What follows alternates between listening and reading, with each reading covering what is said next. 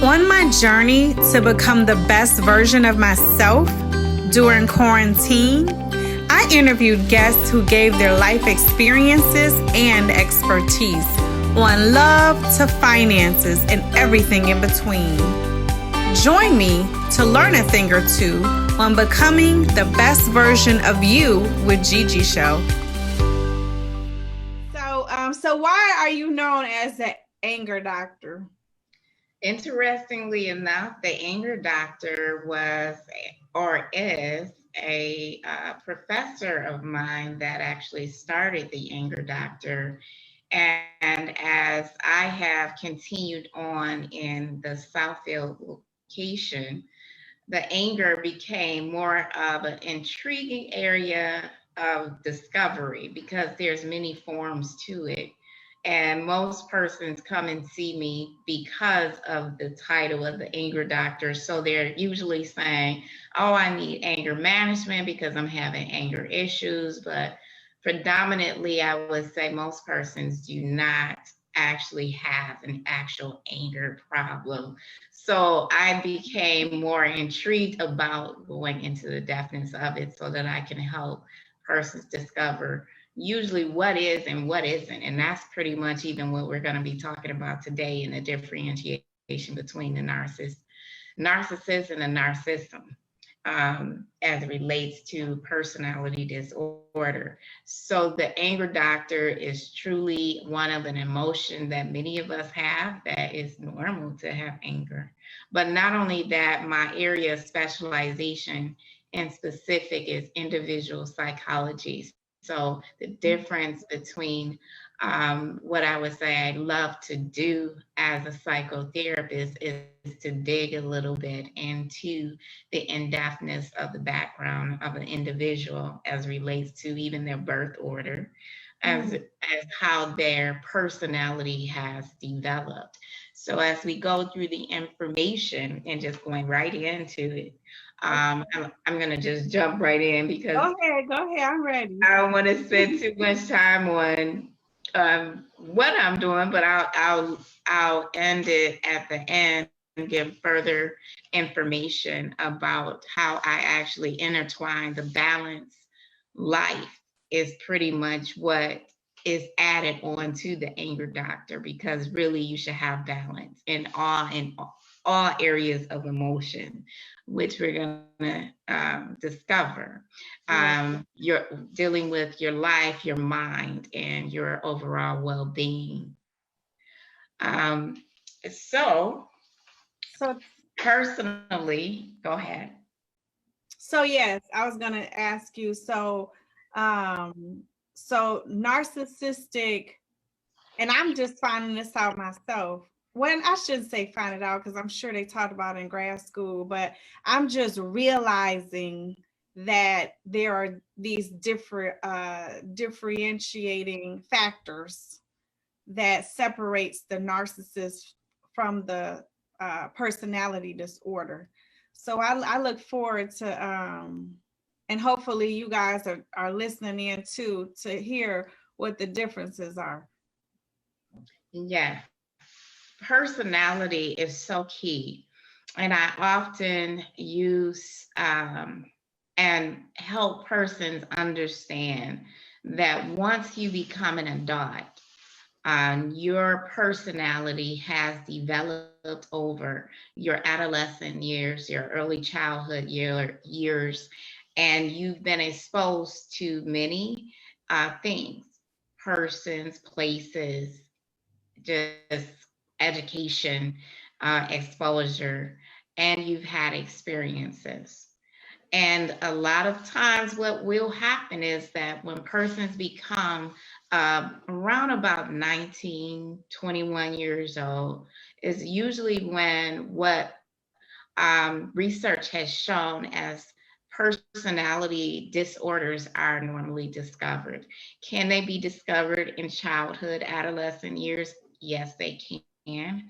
But in predominant, it's more so, and research has determined that usually around in that age range is when there's the diagnoses that can be diagnoses of a actual bona fide disorder. So a person's personality is made up, again, based on what they've been exposed to and what their experiences are, and that's who you are, and that's who you actually are learning to become. And can there be interventions? Yes, there can be. As relates to the narcissism, I first want to actually, I want to have interaction a little bit. I don't know if there's an ability for persons to have any type of interaction, but I do want to actually talk about some myths of narcissism, because the term Did you say a myth? Myths. Oh, okay. Okay, yes. Do tell. Well, many times people do throw the term out as well as other terms. But as it relates to a bona fide disorder, that would pertain to mental diagnoses, which should be diagnosed by a professional therapist.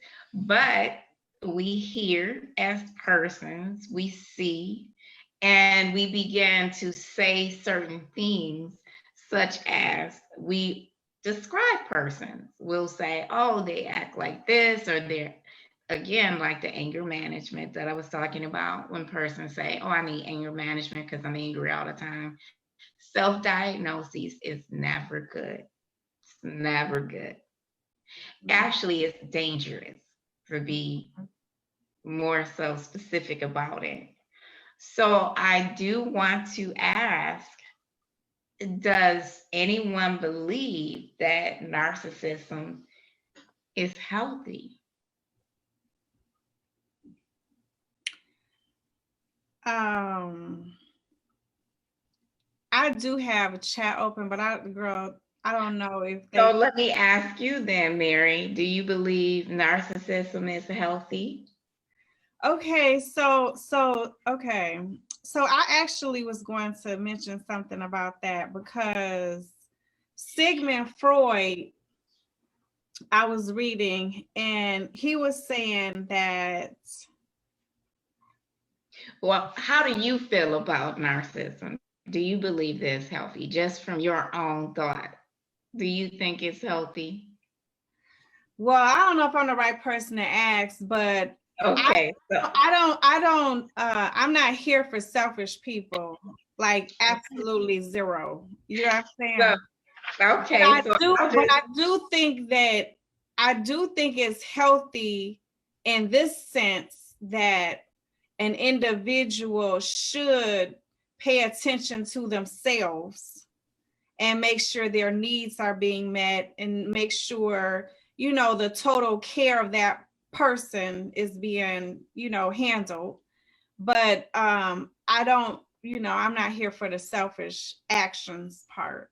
Okay. So as a myth, and that is sometimes termed, is that persons will say narcissism is never healthy, but that is actually a myth, because there is narcissism that are on various levels that actually everyone has, because there should be a sense of self-worth that develops throughout the lifespan of the individual life. And that goes back to their personality as it relates to what they've experienced and what they've been exposed to.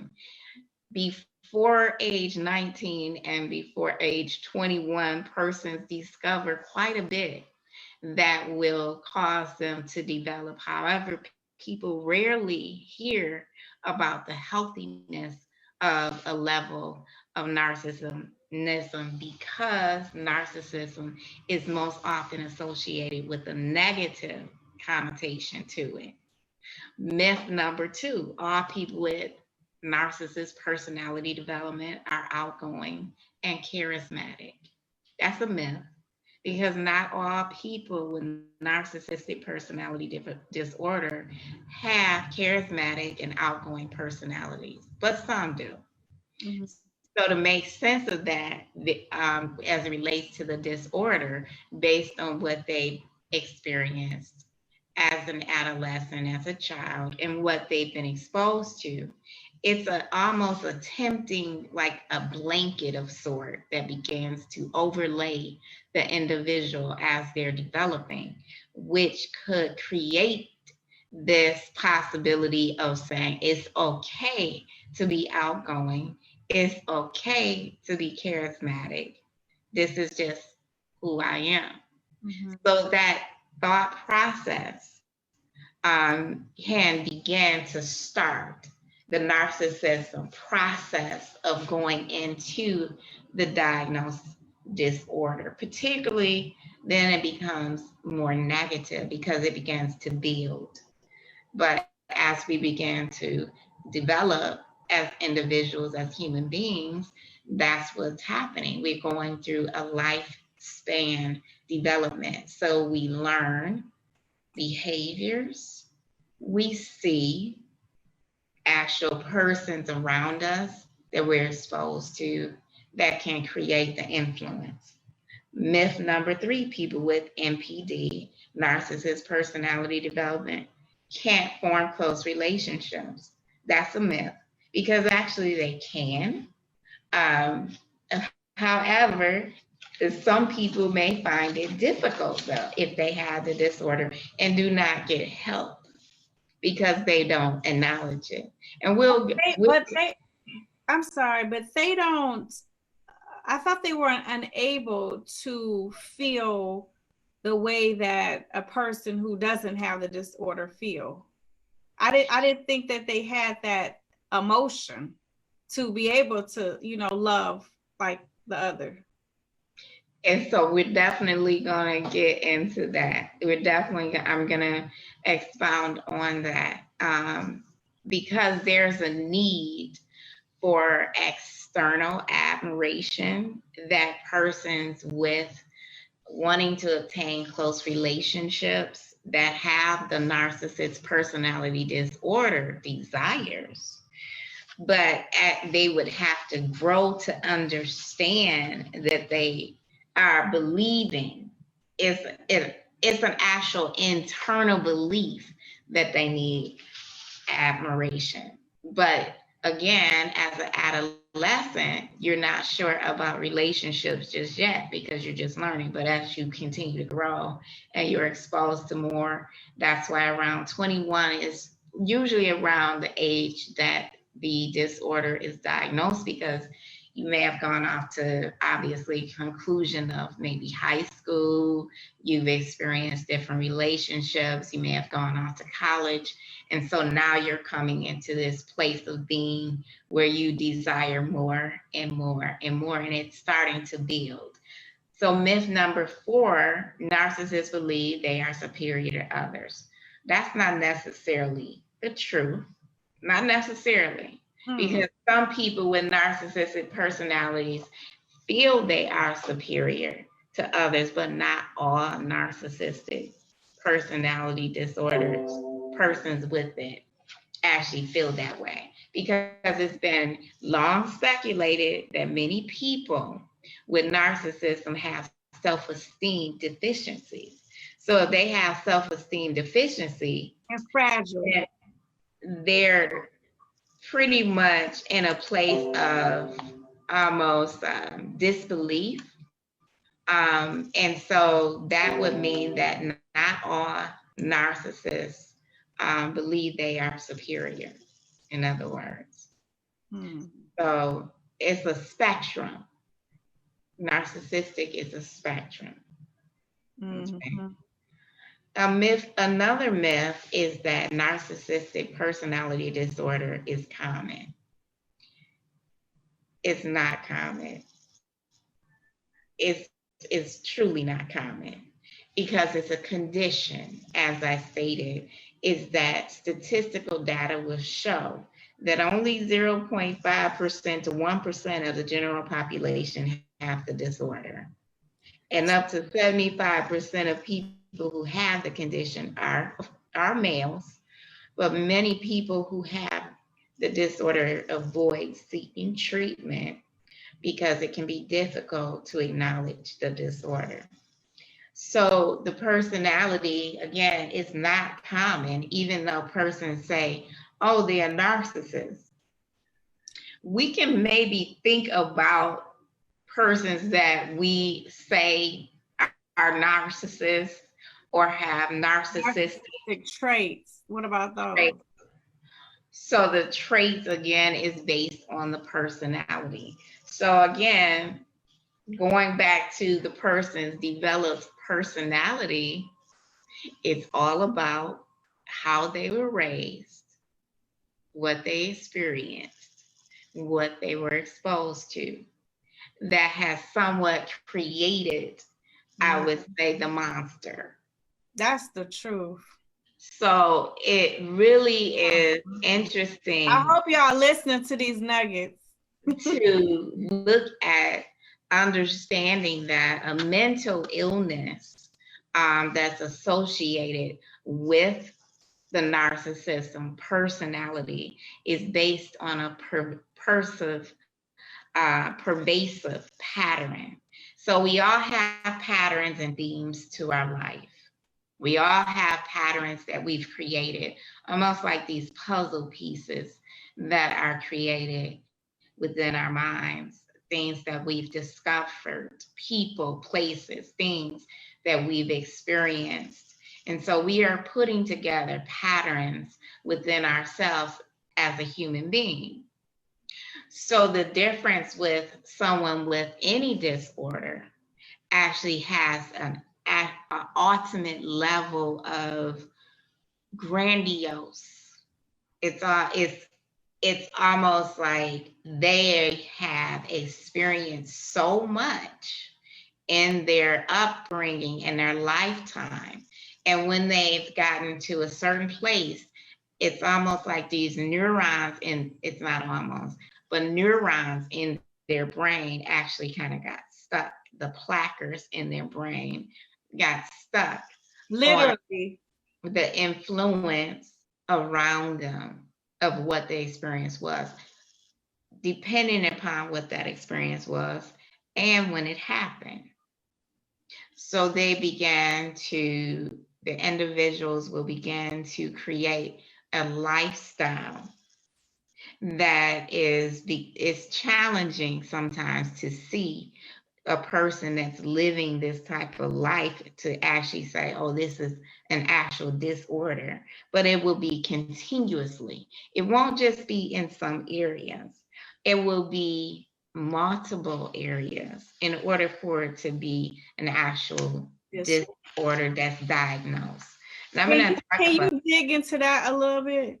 I'm actually going to go through the differences that are known, that persons may see and try to, it needs to be consistent in order for it to be a diagnosis. So if the difference between these common words, I'll go through them to show the difference between what persons may have discovered, even the person that's looking at another person and saying, oh, they're showing these tendencies. It's not going to be sometimey. It's going to be all the time. It's going to be all the time. I can say like a pattern. Yes, that's the pattern. So being unselfish. Even if they said otherwise, that they aren't doing this or that, but if you're a woman in this regard and you keep seeing the same thing happening over and over again, that's letting you know that is more to it. Well, it's going to be repetitive. Right. That's why it's considered pervasive, because the pervasiveness is continual. It's consistent. It's not sometiming.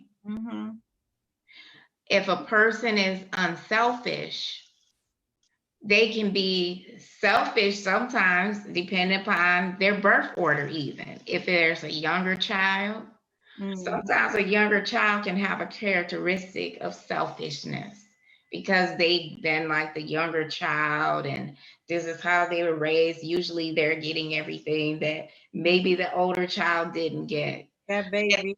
Right. And so sometimes again, and through my work in individual psychology, I could see the difference in birth orders, how a person speaks and how a person acts, how a person behaves based on how they were raised in the birth order that they were raised as it relates to their experiences. So you can learn selfishness as a younger child, and you can learn unselfishness as an older child. Serving others, you can learn as an older child. Self-serving, you may take on as the younger child because you've been served. But there's healthy habits, there's unhealthy obsessions that a person with an actual disorder will carry because it's more obsessive that they begin to do certain things and have certain traits. They don't just sometimes do some things. It's consistent. So if they respect some family members and then don't respect other family members, that doesn't necessarily say that they're disrespectful to everyone, because it would be consistent across the board. So that means that's intentional, basically. It would, because it's a form of, again, the key word I would want everyone to remember is grandiose, bigness, over excessive, consistently over obsessive in everything. Your ability to be able to respect, you can, the personality disorder of a narcissist would show that they're manipulative, they're dominating, they're irresponsible, they blame, they play a game of blaming, they lie. They lie, they have, they're mindless, they're not kind, they're careless, they lack empathy for others. So if, again, a person with just having characteristics of narcissistic behavior, they're going to sometimes show that they have pity or care or they have empathy for others. But then most times they're just going to be lying as that's really the truth, but it will be a behavior that could be seen. So if they have the disorder and they go into different relationships, they're going to be that same person in the next relationship because that's just who they are. Is that accurate?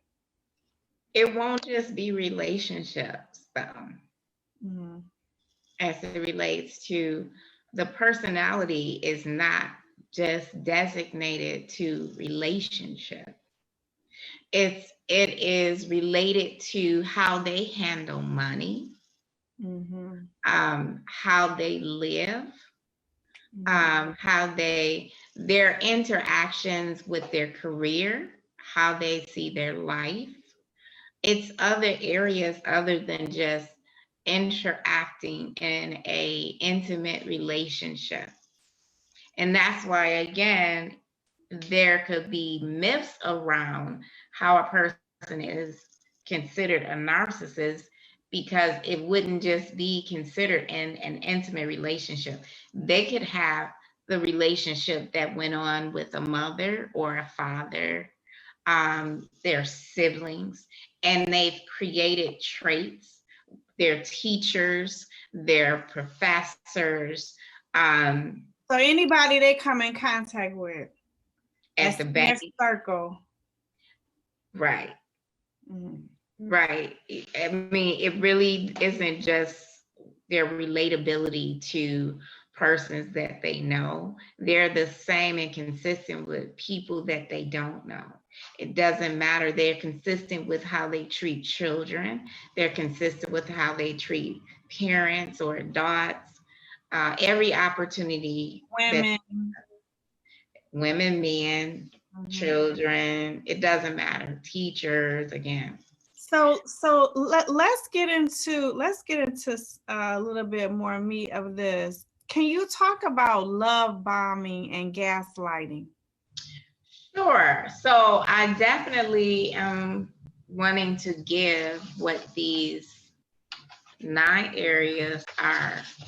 Also, just to right before going into that, I want to show also the difference of understanding about how it's based on the characteristics of the person with the diagnoses. So when you say, for instance, love bombing and gaslighting, that is a characteristic that could be displayed, but also there's 9 criteria that must be met, or that actually is 5, I'm sorry, but there are 9 criteria, and out of the 9 criteria of the personality disorder, they would have to meet 5 of them in order to have the diagnosis. So the 9, I want to give you guys these images to keep in your head. So they're known images I want you to think about that you might want to write down. Okay, I'm using 9 of them. Bananas is one. We'll talk about those bananas. We're going to talk about a hot air balloon, a common chameleon. Common. It is a difference between just a regular chameleon and a common chameleon. And I'll talk about that in a second. A mirror. So I wanted to think about it. So you got bananas, hot air balloon, a common chameleon, a mirror, a silver platter, rare diamonds, a tall giant, a mean girl. Girl, who named these? I did, to help you guys. I'm going to go through them. But I want you to get these pictures and images in your mind. Okay. So as I'm going through them, that you will identify these as characteristics if you see them in a person. in this lineup is love bombing and gaslighting in this lineup? It is. Okay. Let's listen, y'all. And take notes. You want to take notes. Okay. You want to remember these characteristics about the bananas. It's a significant piece about the bananas. You really want to remember the bananas. A hot air balloon, a common chameleon, a mirror, a silver platter, rare diamonds, not just any diamonds, rare diamonds, a tall giant or a bully, a mean girl, which we may have all met before, a new clumsy waiter, a new clumsy waiter. So, before I talk about a rage narcissist, I'll go through those areas that I just talked about. So when I say a banana, the very first, again, the key word that I gave you was grandiose. So in the sense of bananas, think of an ape going wild for bananas. I mean, extremely over the top. If an ape saw bananas, they're going to go wild over these bananas. They got to get to the bananas. And so with a person with the personality disorder of narcissism, their grandiose sense of self-importance is like this fictitious ape that's going crazy for these bananas. They're just going to go wild for the bananas. The ape is going to not care about what's in their way. They're going to get to these bananas. So they're going to perform in such a way that they may become destructive trying to get to the bananas. They just going wild with that. And it really, again, will happen in an individual human being in early adulthood. So they may be in college and they maybe in a class and they may not get a grade. But they was thinking that they studied enough, they inflated their thought process, and they're like, what? I did not get the grade. What are you talking about? Like, do you know who I am? Like, I'm supposed to get that grade. Right. And so the thought process is in their head, like, this is the way it's supposed to be. The performance begins. Okay. So now that's the pattern that's starting. So then they get to think about the hot air balloon. Okay. The sky is the limit. And the pattern of grandiose, the sky is the limit. So there becomes this preoccupation of fantasy. It's unlimited. Unlimited success, unlimited power, unlimited brilliance, unlimited beauty, unlimited ideal love. All of that starts to add to the going wild of the grandiose, of the expectation, the bigness. I'm important, so now I'm going to be preoccupied with, now I'm going to fantasize because I'm so important that I'm supposed to get this. I'm supposed to get the grade. I'm supposed to get the girl. I'm supposed to get the success. I'm supposed to have power, especially as I'm going through these classes. I'm supposed to get all of this. All right. So it's like a sense of entitlement. Almost. They're getting there. They're getting there. They're not there yet. The pattern is creating.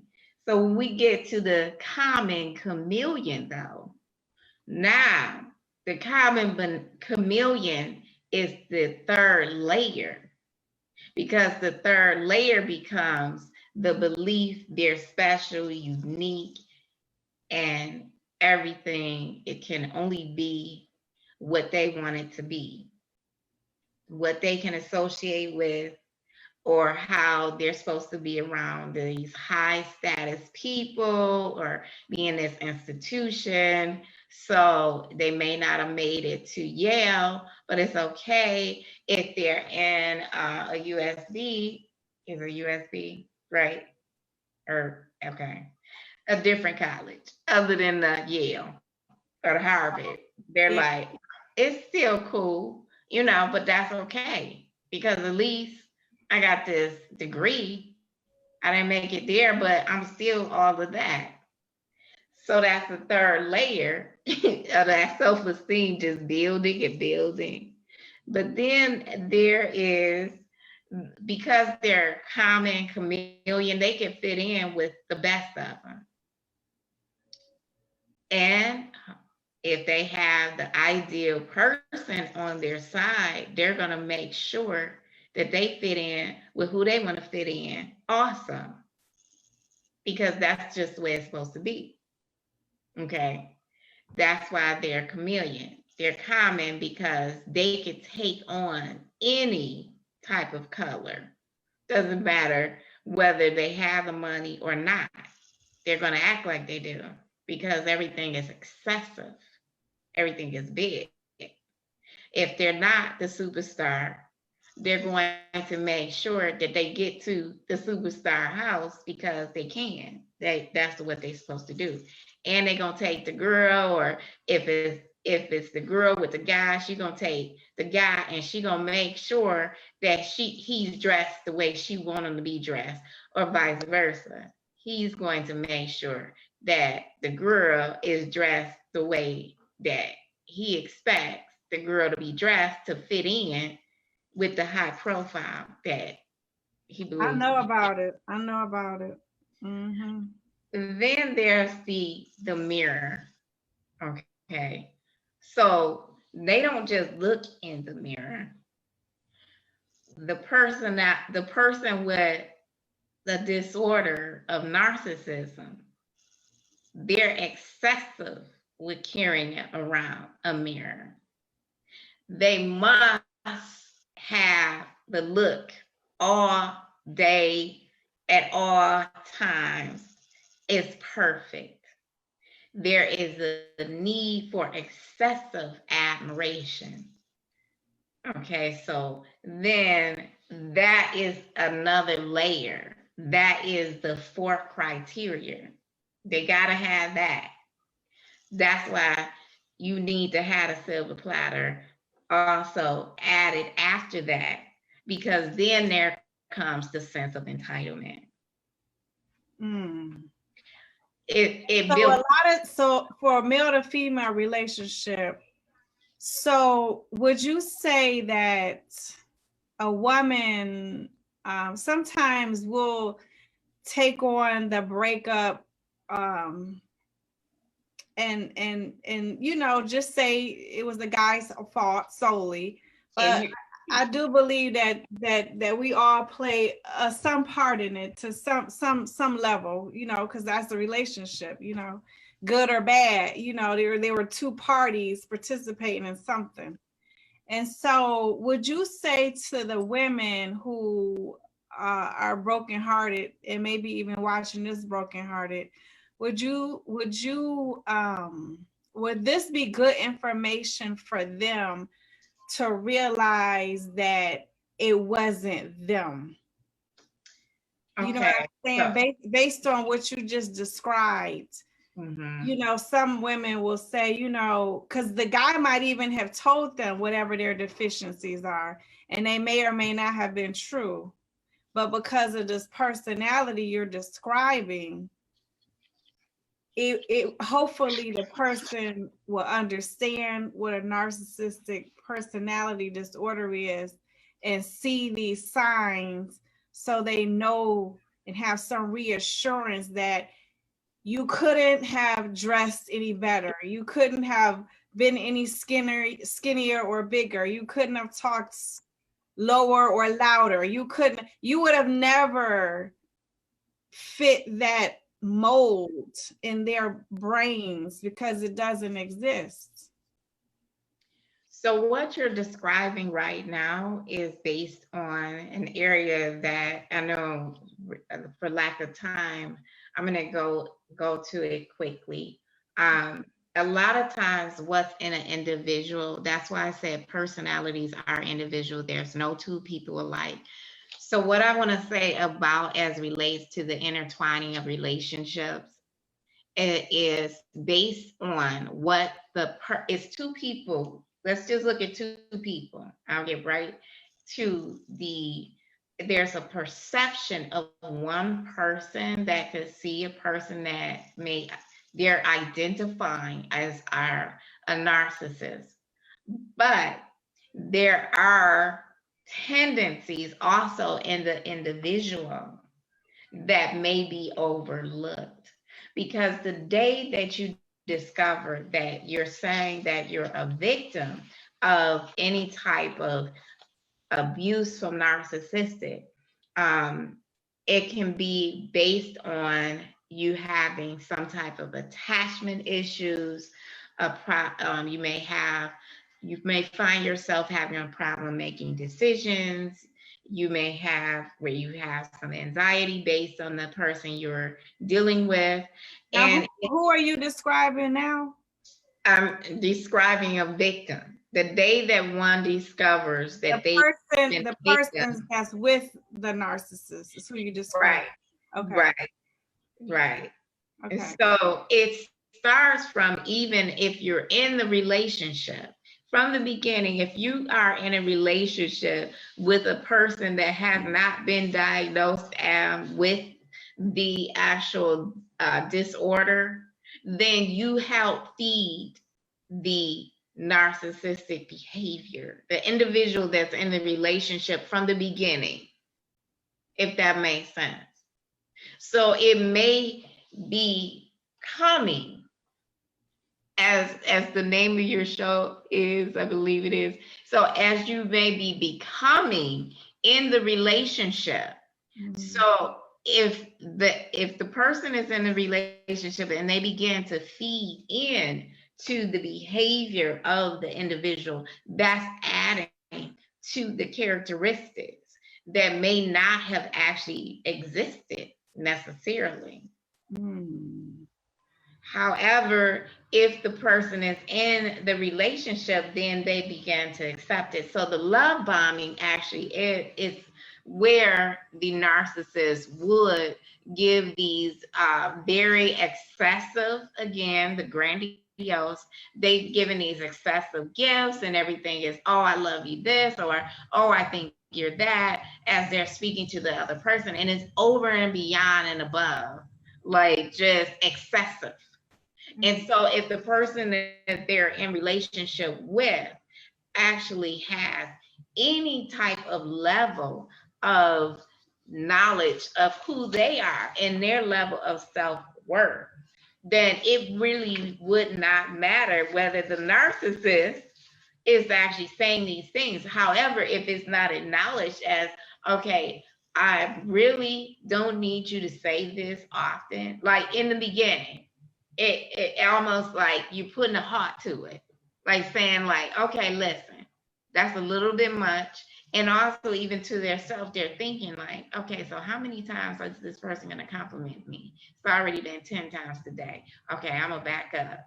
This, I'm not even gonna deal with that because I can already see where this is headed. They're actually love bombing. That's really what love bombing is. They're gonna consistently throw these bombs of excessiveness and literally because that's what they're used to doing.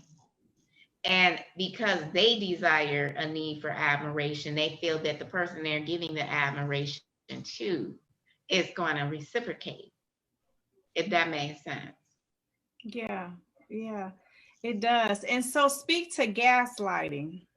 Okay. So in the individual that would end up dealing with someone that is with gaslighting, as you may say, in these terms, sometimes again, being careful about when you come across different terms, because what we may have is premisconceptions of what really is. You know, when you're putting a light to something, you're adding fire to, or you're adding lighting fluid to a situation and pretty much emphasizing a bigger picture, almost like a smoke screen. So it's a high level of manipulation that the person with the personality disorder is actually creating. It's a smoke screen. So that's where the individual, when I say the playing the games, that's what a narcissist would do. But again, if a person begins to, the day that they find out that they have been a victim of a narcissist situation, they want to be able to say, okay, I am a victim, but I need to get help from this. That's when you want to say, okay, I need to get help from this. And you're saying that the narcissist says this? No, the person that believes they're being a victim. Oh, okay, gotcha. Of a person that has a narcissistic personality disorder, if they acknowledge it. So in order to recover, I should say, from if you become a victim, there's actually, I'm going to give you 9 steps to that, because I know we're going really fast.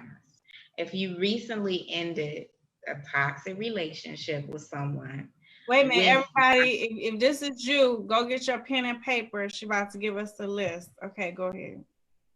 if you recently ended a toxic relationship with someone with narcissistic traits, you're likely dealing with plenty of hurt and also confusion that may come up. So even when you know deep down inside that you weren't to blame, okay, but believing this person you loved, and now you're addressing the fact that you believe that, okay, what really happened? Was I manipulated, bamboozled? That can just add to your emotional burnout, more or less, even with the thought of saying, okay, what about love bombing? So there's something actually called trauma. What is the word I'm thinking of? Bonding. Oh, That trauma sometimes bonding. trauma bonding can sometimes get confused with the whole gaslighting, the love bonding. And The love bonding. tell them how it got to be that word. You've created an emotional tie. So when you meet someone, and I'm gonna just finish up with this because I know we're way over time. When you meet someone, you begin to talk immediately based on your individual personality that you should know. First and foremost, before you decide to enter into a relationship with anyone, you should know who you are as a person, individually, what you like, what you don't like, what you will do, what you won't do, and create the boundaries. Mm-hmm. If you put away your boundaries when you first meet someone, you did yourself a disservice. So whatever begins to unfold happens because you began to put aside your real truth. So the emotions began to bond. You talk to an individual one day, you say, oh, that attraction.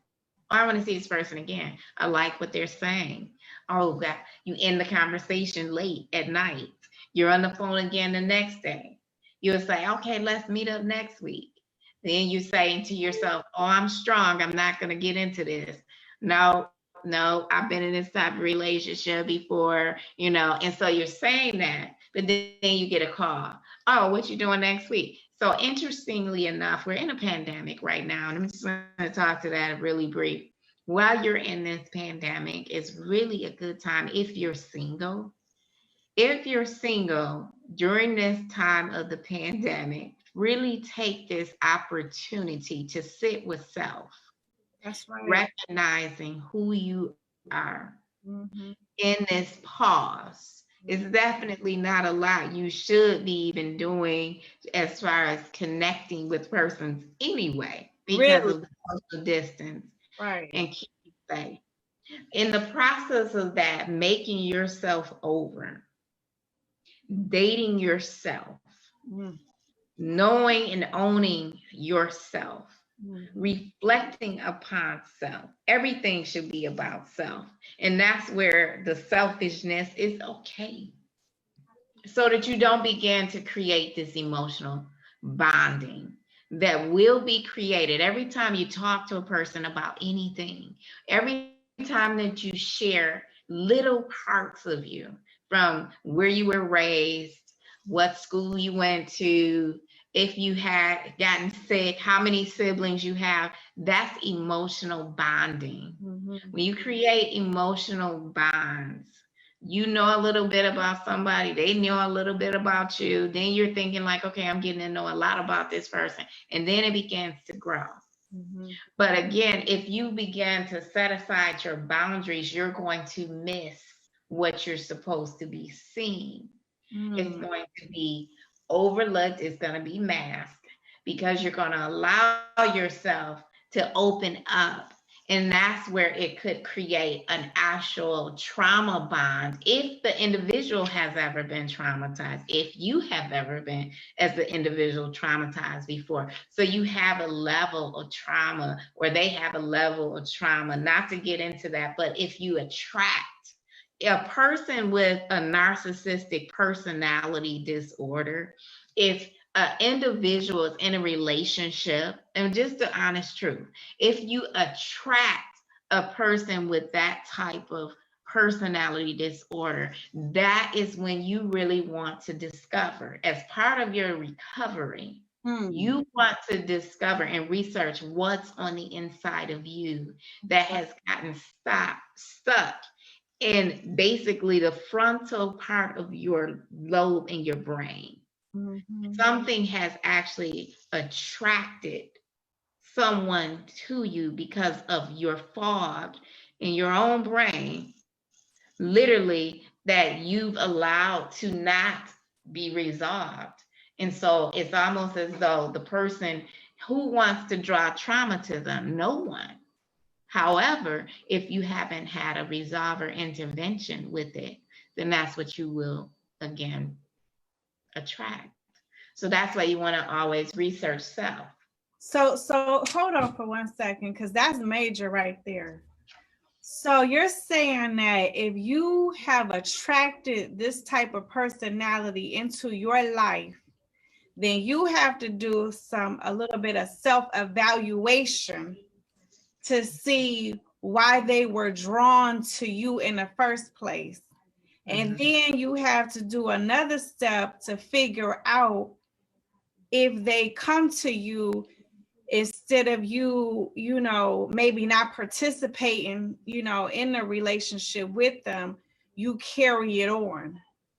So why they came to you and why you accepted the invitation, to court them or marry them or get to know them. Because I think sometimes we get so busy focused on the narcissist and blame everything totally on them that we don't stop and look at our part in it, Exactly. And you play a big part. Any relationship that you involve yourself in, you really want to know self before, again. You want to know self before you involve yourself in with someone else's life. You're creating an opportunity for the emotions within self to bond with their emotions. So can you have a non-emotionally attached relationship? You can. And it actually could go on for years. But after it's over, you're like, wow, okay, well, I guess we really didn't talk about much of anything. It's amazing how that can happen. But persons can actually find ways to get around how they're going to allow the emotions to be attached. So why would you want to do that when you would like to have a relationship with someone? So because they can't give us that type of attachment. Is that right? They're not capable of doing that.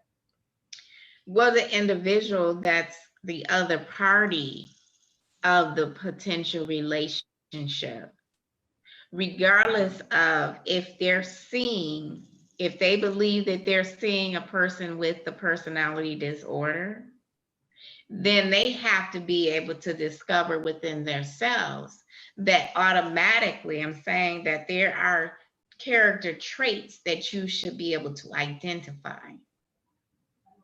If the person is showing certain traits, the person that has the disorder will begin to allow those traits to build up based on the person they're involved in. Does that make sense? Does that make sense? And yes, it does. And do you think that they would, because you did mention Chameleon, that they will become what it is that they need from you to get their supply? Well, many of the areas. It's not even that one, it won't be one area. I mean, not one area, but for the sake of this conversation, in a relationship. Right. It will build up. It will be a build up. The pattern will begin to evolve. If that makes sense. That's the true person coming out. They're no longer able to hide or mask, because a lot of people familiar with that term, who they are. And so in my experience, they begin to unravel and start to show themselves. So I want to definitely point out that, because a big part of wondering if a person has been in any type of toxic relationship, because there's different types of toxic relationships, not just, and I know we're speaking to a certain personality, but I want to make sure that also to cover that any area of an individual that they acknowledge. So for instance, yourself, look at yourself, and areas that you see need to be refined, or that you see have maybe been where it's a level of vulnerability that you open up to someone else. When you're vulnerable and you open up to someone that maybe have that trait, for instance, though, with the narcissist, they're going to, yes, they're going to feed on the vulnerability. However, again, if the person that they're involved with does not see their self-worth, then it's not to blame self, but it's a matter of saying, I need to heal self first. That's why it's a matter of being whole before you try to interact with another person. Because if they're fragmented and you're fragmented, then you got two fragmented people. That's going to be a mess. Two broken people. It's going to be total mess. There's no foundation that can be built. And broken people attract broken people. That's true. Exactly. Misery really loves company. And I believe at the stage that I met my narcissist, I was broken. And so was he. And so, there it was, and there it went. And lots of drama in between. So where can people who are trying to heal from a narcissist, where do they start? They have to start with self discovery. They need to start with building self up and recognizing that their worth, their value, and begin to, again, look at how they can unravel self in a matter of saying, what is it that I can refine? What is it that is good about me? What is it that I can start to do to build up me more? Because you don't want to stay in a place of complacency. Coming out of any type of hurt, broken relationship, when you have a breakup, it's hurt. You're going to go, you should actually experience the pain. Do not miss the pain. If the pain. But a lot of guys do that. Wouldn't you say that they move from, I think girls more so than guys take the time, like you're saying, to do some self-reflect and do self-care and try to figure out, what's going on within, so that you can have a healthier relationship. But I think guys, jump right into the next thing so that they don't have to feel it. So again, with men, and I do a lot of work with men, they're, as any human being, they do have certain characteristics that obviously is a lot more resilient than a woman. The emotions are absolutely different between a woman and a man, being that the hormone makeup, the reproductive system is different, the male reproductive system is different. So hormones in the body creates the differentiation of the ability for a person to feel as well as relate, and the way that the mindset. So I mean, that's a whole nother day, but any type of intertwining of relationships with a male or a female that both parties are involved, that's what creates the relationship. So when there's a break in the relationship, sometimes it doesn't have to say, okay, this person was at the fault or this person was at the fault. Any type of breakup, there's hurt. And so the point being is that you want to be able to grow from the experience, because all human beings are going to have what I would say, even with marriages ending, 50% of marriages end in divorce, unfortunately. But if you go into a potential marriage without expectations, or any type of relationship that you go into, if you go into it without expectations, then you won't actually go into it with the hope of saying, okay, this is going to be, you want to be able to look at it as though this is forever, but then you're putting your emotions out there, and that's going to create the bond. But, well, it was a lot. This was a very in-depth subject. It really, one hour on this type of subject, because it's so in-depth. I would say it's so much to it. I hope that there was some type of understanding behind it. And if you don't remember anything else, just think about the bananas and think about an ape going crazy and wild. That's pretty much it. So yeah, but. So where can they do more research or homework on the subject matter? And are you accepting any new clients? So please share. Right. So thank you. Doing homework on, again, is dangerous to try to actually do homework without seeking a therapist is safe. Mm-hmm.